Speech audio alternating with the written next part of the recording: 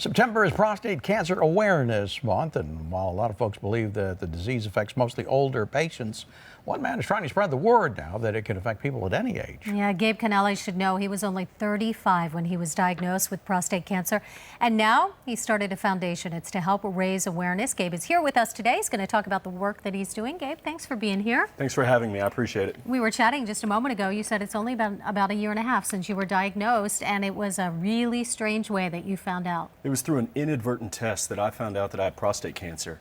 You know, prostate cancer this year will kill 33,000 dads, husbands, brothers, and sons. It's more commonly diagnosed than breast cancer. Most people don't know that. Awareness is very low, so it's important that we get this message out there of annual screenings at a younger age and to encourage people to adopt healthier lifestyle habits, which we know aid in the prevention of prostate cancer. More commonly diagnosed than breast cancer. Can you believe that? And I don't think as many guys are going out there and getting checked for it as women would be being checked, you know, mammograms and so forth. So the number could go even higher. Yeah, and that's why the American Cancer Society set 55 years old. I think it needs to be a lot younger. I was diagnosed at 35, and you would never know by looking at me. I'm a very athletic guy. I'm very active. And so I know that there are a lot of guys out there who have it and don't realize that they have it. But when you catch these things at an early age, that's when it is most likely that you can live a much longer life. You can have it treated successfully. And you didn't even mean to be tested. It was someone at the lab made a mistake. They accidentally ran a test and it came back positive. They accidentally ran a PSA test. And so, let me tell you something. The big key to this campaign, to the Blue Cure Foundation's campaign, are the women. Women are much more emotive than men. Women encourage their husbands, their brothers, their boyfriends, and their sons to go get tested. Women made Susan G. Komen a successful organization and the Pink campaign very successful. So we lean on women, and we thank you for your support because we know that that's what it will take in order for this to really get out there. I'm thankful to Fran Drescher. She was the first major celebrity to step forward and don a Blue Cure t-shirt to make a difference, as well as Hope Durasic. And many more women are jumping on board, and I'm very thankful to them for doing that. It's important to talk about these kind of things, but also to, I guess we got to nag the guys to get out there and be tested. Absolutely. And so, but one of the other things too is prevention.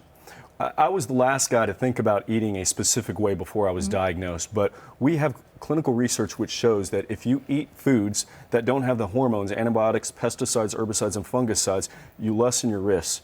And integrating immunotherapy drugs like HCC, going all organic, eliminating foods with, I don't personally eat red meat. I used to before, but my doctors asked me not to.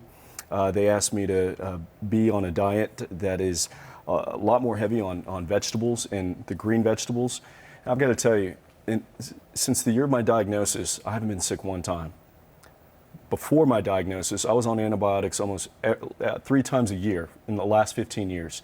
So there's something to be said about diet and lifestyle habits too, which can make a difference in someone's health. Why is it that guys don't, they don't get checked and they don't want to talk about it? Sure. What's going on there? Well, I think that we're strong. We're made to, and it's a cultural thing too. Look at all the images that are out there. We're not meant to really talk about, the things that we struggle with. We're not meant to talk about, we're meant to be strong and not show weakness. And that's the other problem. I've talked to many men in positions of power, elected officials, as well as men who report to shareholders who say that if they are open about their health, there's a concern, there's the perception that they could be unable to fulfill their duties. It's a perception of weakness. That's why a lot of men hold those things inside. They don't want to be perceived as not being able to do what they need to do. Yeah, Gabe, we thank you for talking about it. Thank you for having me. Good luck with your own health, and I appreciate it. Good luck with the foundation, too. Thank you.